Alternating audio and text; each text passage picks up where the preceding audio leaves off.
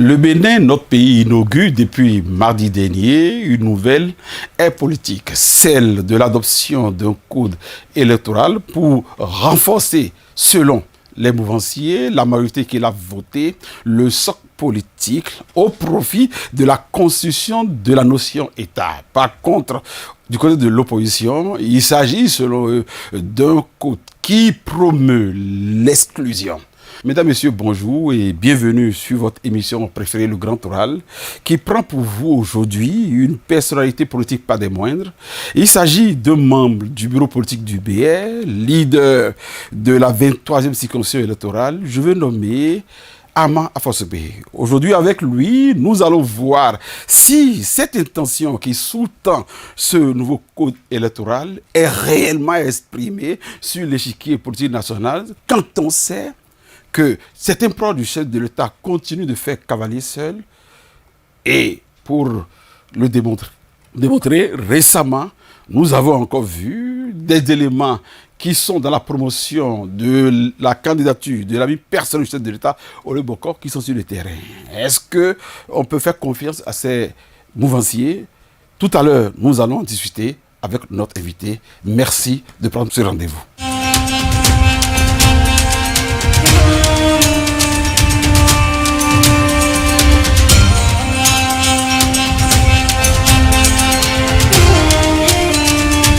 Monsieur Ama Afosogbe, bonjour et bienvenue chez vous. Si je dis chez vous, c'est parce que nous sommes dans le studio qui porte le nom de votre leader, Monsieur Aboulaye Biotchani.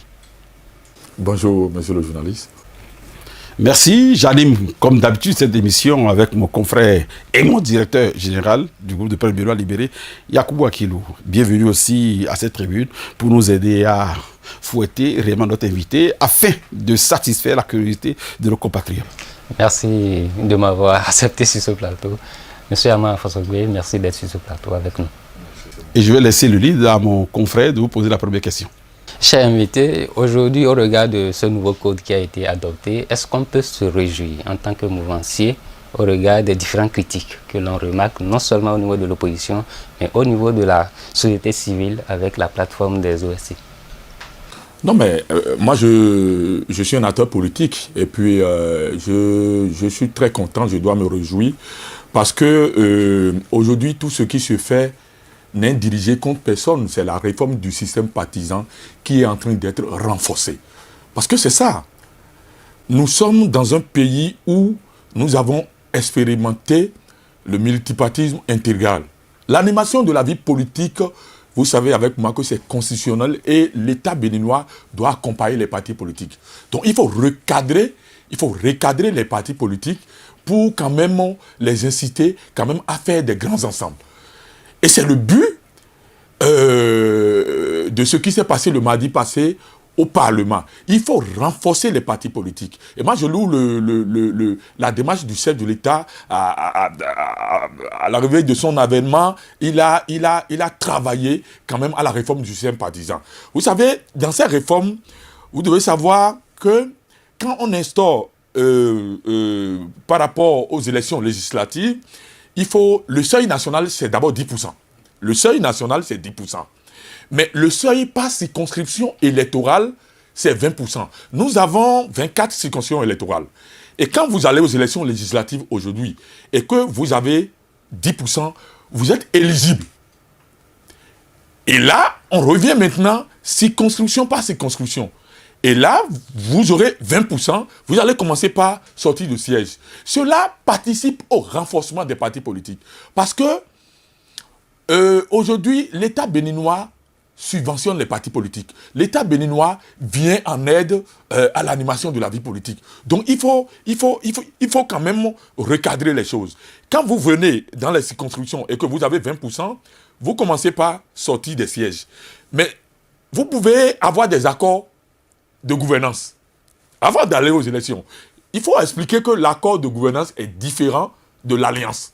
Aujourd'hui, la loi électorale ou bien le code électoral refuse les alliances. Parce que quand vous allez en alliance, vous faites une liste commune et puis vous allez aux élections en bloc.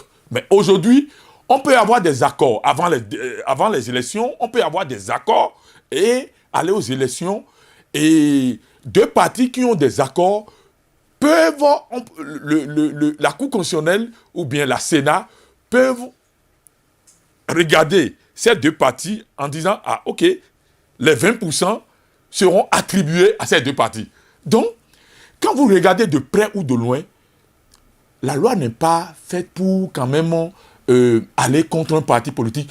Bien au contraire, ça allègue un peu même la souffrance. Parce que quand vous allez en accord, c'est que les 20% sont attribués au nom de partis qui vont en accord. Et nous avons vu, quand je parle de l'accord, vous savez qu'aujourd'hui au Parlement, la majorité, le parti qui a la majorité aujourd'hui au Parlement, c'est l'Union progressiste. Mais ils ont le président de l'Assemblée nationale. Mais nous, le Bloc républicain, puisque moi je suis du Bloc républicain, nous sommes aussi de la majorité présidentielle. Le vice-président de l'Assemblée est issu quand même du Bloc républicain. Ça, c'est un accord politique. Je donne un exemple par rapport à nos amis qui sont de l'opposition aujourd'hui. Récemment, le parti, les démocrates, ont réuni quand même les partis qui ne sont pas représentés au Parlement. Et ils ont discuté du code électoral. Ça aussi, c'est un accord. Parce que eux, les démocrates aujourd'hui, se voient dans la peau de représenter les partis d'opposition qui ne sont pas au Parlement. C'est pour cela que récemment, ils ont invité ces partis pour parler du code électoral. Monsieur Afazogbe, vous êtes très content d'évoquer, de parler du mot accord. J'aimerais poser une question. Si LD demandait un accord de gouvernance politique parlementaire avec le BR, est-ce que le nouveau code vous permet de refuser ou vous oblige à accepter cette requête de l'opposition? Non, mais l'accord politique n'est pas exigé à un parti politique. Et l'accord politique, le code électoral ne refuse pas l'accord d'un parti politique à un autre parti politique. Mais moi, je suis un mouvancier, je suis membre du Bloc républicain. Je n'accepterai jamais un accord avec les opposants. Je vais accepter faire accord avec un parti de la mouvance présidentielle. Et je me conforte dans ma position. C'est clair, je ne ferai jamais de l'accord avec un parti d'opposition, puisque j'ai participé à la gouvernance de l'actuel président de la République, M. Patrice Talon. Donc je ne ferai pas accord avec ceux qui, chaque fois, nous vilipendent, malgré qu'ils ont participé à la réalisation de ce code. Parce que, n'oubliez pas, parce que nous sommes là pour quand même éclaircir le peuple béninois. Nous sommes là pour éclaircir l'opinion nationale et internationale. Le nouveau code électoral, l'opposition a bel et bien participé. Et il y a des choses qu'ils ont fait comme amendements qui sont prises en compte. Quand nous revenons, par exemple, le montant que le duo de candidature doit payer pour aller aux élections, c'est 50 millions avant. C'est eux qui ont proposé 25 millions. C'est accepté. Le parrainage, dans leur amendement, c'est eux qui ont dit que c'est les maires de maintenant et les députés de maintenant qui vont parrainer. Et pourquoi ils ont quitté l'Assemblée? Pour commencer par vilipender le code qu'ils ont amendé, le code qu'ils ont participé du début au Parlement jusqu'à la fin. Pourquoi ils ont commencé par porter atteinte à ce code? Le code électoral qui est adopté au Parlement le mardi passé n'est adressé à personne. Ce n'est pas un code de l'exclusion. Ça renforce les partis politiques et ça conforte les partis politiques parce qu'aujourd'hui, vous n'êtes pas sans savoir que nous n'avons jamais eu dans ce pays un président de la République issu d'un parti politique. Mais avec le nouveau code, nous risquons de voir en 2026 un président de la République issu d'un parti politique ou bien de plusieurs partis politiques. C'est ça la réalité. C'est ça la réalité. Et c'est ce que nous voulons. C'est ce que ce soit les partis de la mouvance présidentielle, et que ce soit, je le dis et je pèse bien mon mot, que ce soit les démocrates aujourd'hui qui ont participé à la loi, qui ont fait des amendements, et les amendements ont été quand même acceptés dans le nouveau code. C'est ce qu'ils ont participé à faire.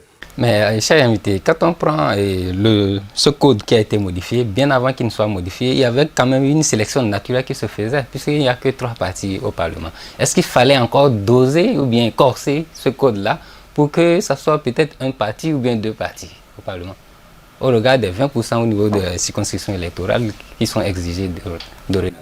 Mais vous savez, le chef de l'État aujourd'hui a fait du Bénin un pays de référence en Afrique et dans la sous-région. Et quand vous vous mettez dans la peau d'un pays de référence, il faut faire les choses de façon correcte, il faut faire les choses en grand. Ok? Rien n'a été corsé. Je vous ai dit tout à l'heure et je le répète parce que la répétition, je ne cesserai pas de répéter. Pédagogique. C'est pédagogique. Nous, l'actuel code électoral qui est voté le mardi passé renforce les partis politiques.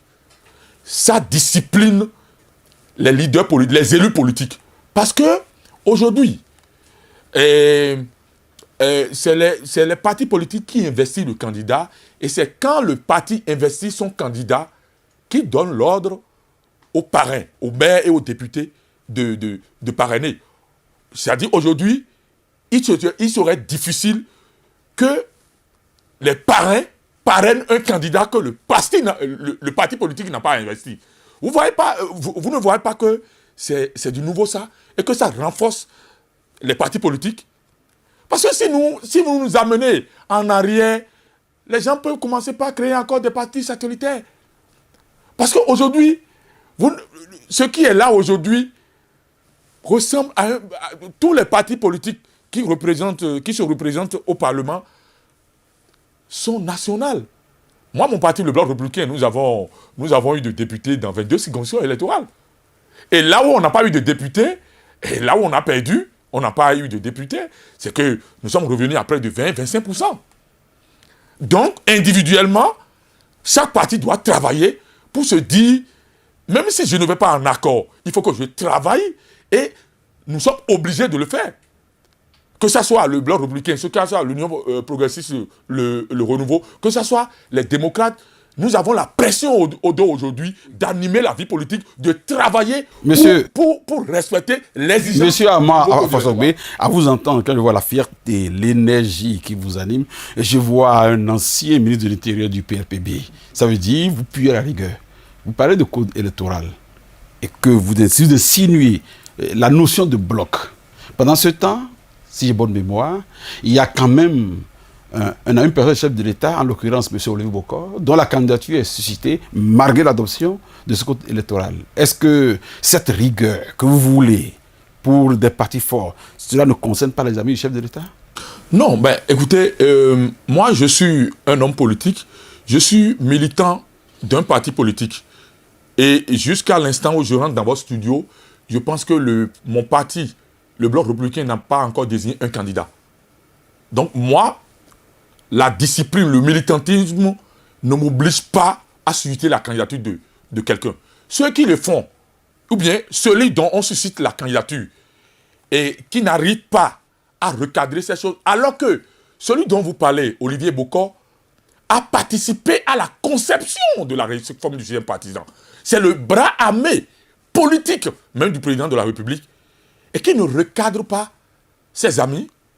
C'est-à-dire, pour moi, c'est de l'indiscipline politique. Il faut le dire. Peut-être que je m'en excuse, peut-être que je n'ai pas trouvé le mot qu'il faut, mais c'est de l'indiscipline politique. Parce qu'en politique, il y a de l'indiscipline aussi. Le fait de ne pas suivre. Mais qu'est-ce qu'il faut faire contre cette discipline-là? Qu'est-ce qu'il faut faire? Est-ce que c'est prévu d'extensions dures pour nous éviter ces genres de dérives? Non, mais je pense que chaque parti politique a des chartes, a des tests pour sanctionner. Non, apparemment, M. Olivier ne se réclame pas d'un parti politique affirmé. Oui, c'est pour cela que, en parenthèse, lui, moi je le mets en parenthèse. Parce que c'est pour cela que, pour moi, il se réconforte dans sa peau de ne pas siffler la récréation. S'il était dans un parti politique, ben écoutez, les sanctions vont tomber déjà. S'il était du Bloc républicain, vous avez vu, on peut avoir des ambitions. Ça, je dis, nous sommes dans un pays démocratique. On ne va pas refuser les ambitions. Même dans mon parti, le Bloc républicain, il y a des ambitions. Moi, je peux décider d'être candidat. Si j'ai l'âge qu'il faut et que je suis membre du Bloc républicain et je remplis les critères, je peux envisager d'être candidat. Et on ne va pas refuser ce débat-là. Mais quand le débat sort du cadre politique, alors que nous sommes en train de renforcer aujourd'hui les partis politiques, nous sommes en train de renforcer une réforme que nous tous nous avons acceptée. Parce que même les opposants aujourd'hui ont accepté cette réforme et cette réforme en acceptant d'aller aux élections législatives par rapport à ces lois. Les opposants ont accepté, ils ont 28 députés aujourd'hui. Oui. Et ils donnent la voix au Parlement. Monsieur Amar Fazogbe, votre camarade Frédéric Béhanzin est du BR. Et il est l'un des leaders de cette filière, Olivier Bokor. Qu'est-ce que cela vous dit? Je pense que j'ai déjà parlé. Tous ceux qui sont militants du Bloc républicain et que le parti BR n'a pas encore investi un candidat, et ceux-là se hasardent à susciter la candidature d'abord de quelqu'un qui n'est pas membre du Bloc républicain. Je défie quiconque et je veux voir pour le croire jusqu'à preuve contraire, c'est-à-dire Olivier Bokor n'est pas membre du Bloc républicain. Et qu'eux, ils sont militants du Bloc républicain. Et ils suscitent la candidature de quelqu'un qui n'est pas membre de leur parti. Pendant ce temps, votre président Abdoulaye Tchane n'a jamais pris de sanctions à l'encontre de ces derniers. Pourquoi cet amalgame? Non, les sanctions ne viennent pas de façon brutale. Les sanctions ne viennent pas de façon improvisée. Je pense que tous ces cas sont en train d'être étudiés par le bureau politique et le bureau exécutif national et les vice-présidents. Et dans les jours à venir, les sanctions vont tomber. C'est clair, on ne peut pas vouloir renforcer la réforme du système partisan et accepter cette dérive. Moi, je ne suis pas d'accord et je ne serai jamais d'accord par rapport à ça. Nous sommes militants d'un parti et le débat politique peut se faire en notre sein. Plusieurs militants peuvent décider d'être candidats. Nous sommes en démocratie. Mais nous faisons d'abord le débat à l'interne jusqu'à ce que quelqu'un va gagner. S'il faut aller aux élections primaires, on ira aux élections primaires. Et c'est en ce temps qu'on va vendre... oui, vous parlez de votre horreur à l'indiscipline. Monsieur Olivier Bokor, quoi qu'on dise, avec cette marée d'admirateurs qui suivent sa candidature, il a certes fait peut-être dans l'indiscipline, mais si le chef de l'État, qui est d'ailleurs son ami, décidait de vous le ramener comme candidat, ou même si vous n'êtes pas de l'UP de Renouveau, demandez à ce qu'il est là-bas pour se positionner. Quel serait votre avis, vous qui demandez d'énergie à être contre cette indiscipline? Oui, quand je parle de l'indiscipline, quand je parle de la discipline, ça doit aussi commencer par moi. Aujourd'hui, celui que le chef de l'État va présenter au Bloc républicain pour dire c'est celui-là que nous voulons que le parti Bloc républicain accompagne. Si c'est Olivier Bokor, moi j'accompagne. Et là, mais c'est officiel, ça. C'est mon parti qui me l'a demandé. Et je suis un militant. Et le militantisme, c'est comme ça. On quantifie, c'est comme ça. On voit le militantisme. Donc moi, je ne suis... Au fait, la candidature de Olivier Bokor, je ne suis pas contre. Olivier Bokor est béninois. Olivier Bokor est un membre influent de la mouvance présidentielle. C'est le bras armé aujourd'hui du président Patrice Talon.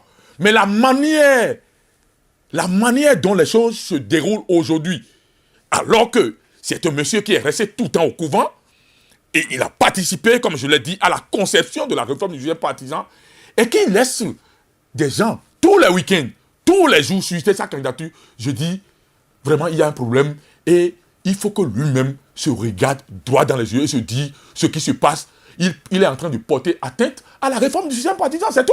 Et tous les militants, que ce soit du Bloc républicain et que ce soit de l'UPR, le Renouveau, qui le font, aussi portent atteinte à leur parti politique. Et il faut recadrer ça. Il faut que, s'il y a des sanctions qui sont dans nos textes, il faut que nous appliquions ces sanctions pour que dans l'avenir, des choses comme ça ne se reproduisent plus. Parce qu'on ne peut pas vouloir on ne peut pas vouloir imposer, on ne peut pas vouloir renforcer la réforme du système partisan et on parle de mouvement par-ci, mouvement par-là. Les mouvements n'existent plus aujourd'hui. Même les partis politiques qui existent aujourd'hui, quand tu n'as pas de représentativité à l'Assemblée nationale, c'est que tu es un parti à moitié. Monsieur Ama Fossobe, aujourd'hui, après le vote de ce nouveau code électoral-là, quelles sont vos attentes au niveau de la Cour? Parce qu'il y a une possibilité que la Cour rejette certains articles, comme les 20% au niveau des circonscriptions électorales. Est-ce que vous attendez à ce rejet-là? Et que sera votre réaction ou bien oui, au niveau du parti Bloc républicain? Non, mais écoutez, moi, mes attentes par rapport à la décision de la Cour constitutionnelle, je vais demander aux membres de la Cour constitutionnelle de valider ce code qui reflète réellement l'esprit et le renforcement des partis politiques et l'esprit de la réforme du système partisan. Tout est resté dans ce cadre. Les partis, ce qui s'est passé à l'Assemblée nationale, ça n'a pas quitté ce cadre. C'est le renforcement des partis politiques, c'est la réforme du système partisan dont nous sommes en train de prôner aujourd'hui, qui est en train d'être renforcée. Je vais demander à la Cour constitutionnelle de valider ce code. Mais s'il adviendrait que la Cour constitutionnelle rejette pas la totalité, la Cour, il peut y avoir des choses spécifiques que la Cour peut rejeter. Je prendrai hâte en tant qu'acteur politique, en tant que membre du Bloc républicain, parce qu'on dit que les décisions de la Cour constitutionnelle sont sans recours. Donc, nous allons nous plier à ça. Monsieur Ama Fossobe, hier c'était le 8 mars, journée internationale de la femme. Vous aimez les femmes, femmes grand F. Pendant que nous faisions cette fête-là, il y a une de nos compatriotes, pas des moindres, en l'occurrence la présidence des démocrates, qui était récemment aux dernières élections présidentielles. Elle est en prison. Est-ce que vous avez un souhait à l'endroit de la femme, à l'endroit de la liberté de la femme? Vous savez, en tant qu'un homme, parce que j'ai une femme, je suis... Une femme ou des femmes? Non, mais j'ai une femme. Et j'aime beaucoup les femmes.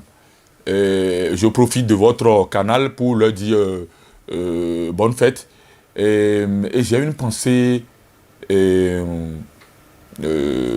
à ma grande sœur, Rekia Madougou, que j'apprécie beaucoup, que j'admire beaucoup. Et je demande aux démocrates de penser à elle. Parce que ce qu'ils font aujourd'hui, ils ne pensent pas à cette dame-là. Ils ne pensent pas à Joël Aïvo. Puisque ça a été le thème de leur campagne. Mais depuis qu'ils sont venus au Parlement, qu'est-ce qu'ils ont fait quand même pour amener... Non, ils ont introduit une loi d'amnistie. Non, ils ont introduit une loi d'amnistie. C'est comme ça qu'on introduit une loi d'amnistie. C'est comme ça qu'on le fait. On aurait pu accompagner au niveau de la mouvance. Je lance un appel aux démocrates de cesser de politiser ou bien de vivre sous le dos des malheurs de Rekia Madougou et de Joël Aïvo. Parce que c'est leur choc gras aujourd'hui de cesser de faire ça. Parce que nous-mêmes, en tant que mouvanciers, on a envie que ceux-là sortent. Mais ça met du temps quand même. Mais je ne suis pas de la justice béninoise, je ne suis pas juge, je ne suis pas avocat. Donc, il y a la séparation des pouvoirs. Nous laissons la justice faire son travail et puis on va apprécier. Mais la solution politique sera la meilleure puisque la justice, elle met du temps quand même. Oui, la solution politique sera la meilleure, mais il faut des pas. Il faut des pas quand même pour susciter cette solution politique. Mais on ne voit pas le pas. On dirait que même ceux qui doivent faire ces pas-là font semblant de faire durer au maximum ceux-là en prison pour vivre sous leur dos. Ils font du business politique sous le dos de ceux qui sont en prison. Et moi, c'est ce qui m'énerve. Monsieur Ama Fossobe, nous sommes presque au thème de notre échange de ce matin. Est-ce que vous avez un dernier mot? Non, je vais toujours venir ici et me prononcer sur l'actualité politique. Je ne dirais pas que j'ai un dernier mot. Mais à l'endroit du peuple béninois, un mot de fin, pour mieux dire. Oui, un mot de fin. À l'endroit du peuple béninois, le code électoral qui est voté le mardi passé a été un code consensuel. l'opposition béninoise, représentée au Parlement par les démocrates, ils ont fait des amendements. Les maires et les députés qui doivent parrainer actuellement le duo de candidature de 2026, c'est eux qui ont fait cette proposition. C'est eux qui ont ramené les frais de candidature de 50 millions à 25 millions. Ça veut dire que on doit avoir l'honnêteté de dire aujourd'hui à tout le peuple béninois que c'est un code consensuel.